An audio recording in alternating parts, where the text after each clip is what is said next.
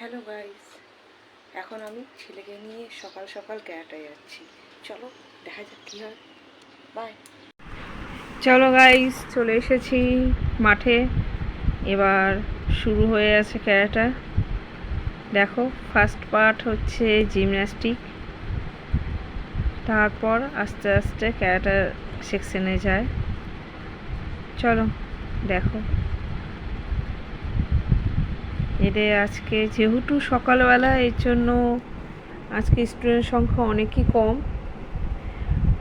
বিকালে যেদিন করায়, বিকালে স্টুডেন্ট সংখ্যাটা অনেক বেশি থাকে। একদিন বিকালে পাঠও দেখাবো তোমাদেরকে, বিকালে কী করায় ওদেরকে।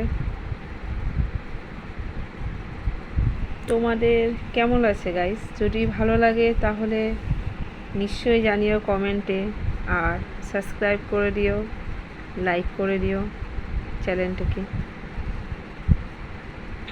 তোমাদের বাড়িতে যদি কেউ শেখে সেটাও জানিও যে তোমাদের বাড়িতে কেউ শেখে। অ্যাকচুয়ালি বর্তমানে যা যুগ, সেই হিসাবে ক্যারাটাটা শেখা খুব দরকার। কারণ ক্যারাটা শিখতে গেলে একসঙ্গে 3-4টা শিক্ষিত হওয়া যায়।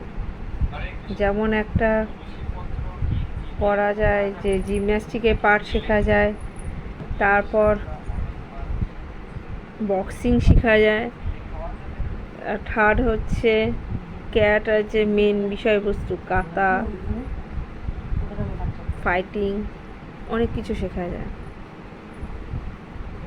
সেলফ ডিফেন্সটা খুব দরকার বর্তমানে যুগে, যেখানে আজকালকার দিনে একটা মেয়ে বা একটা ছেলে বাড়ি থেকে বেরোতে অনেক ভয় থাকে গার্জেনরা, যে যাচ্ছে ঠিকমতো সেফটি হয়ে বাড়িতে আসবে কিনা। কিন্তু এই যদি ক্যারাটা কারো শেখা থাকে, তাহলে সে মা বাবারা খুব নিশ্চিন্তে তার ছেলে মেয়েকে পাঠাতে পারে, ভাবে যে না, তো নিজেকে ডিফেন্ড করতে পারবে, সেলফ ডিফেন্ডও করতে পারবে। তাই বর্তমানে আমি যা মনে করি, আমার পার্সোনাল ওপিনিয়ন, যে সবারই ক্যারাটাটা শেখা উচিত। আর এটাতে আরেকটা সুবিধা হচ্ছে যে শরীরের ফিটনেসটা অনেকটাই থাকে, বজায় থাকে। তাই আমি অনেক ছোট বয়সে ক্যারাটায় দিয়ে দিয়েছি। চলো দেখো কি হচ্ছে।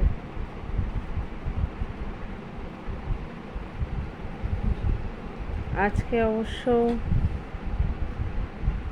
অনেকটাই কম করাচ্ছে। আমি অবশ্য কেটে কেটে দেখাচ্ছি তোমাদেরকে, ফুলফিল দেখাতে পারছি না, তাহলে অনেক বড় ভিডিওতে চলে যাবে। কারণ কি, পুরো 2 ঘন্টার পুরো ক্লাসটাকে এই 3-4 মিনিটের মধ্যে আনা বিশাল ব্যাপার। চলো দেখো।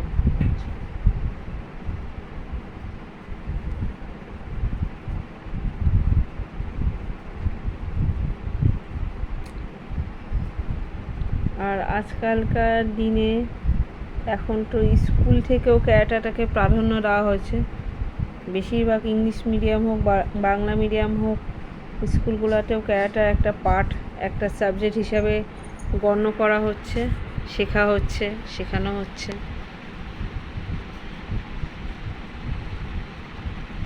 চলো দেখো।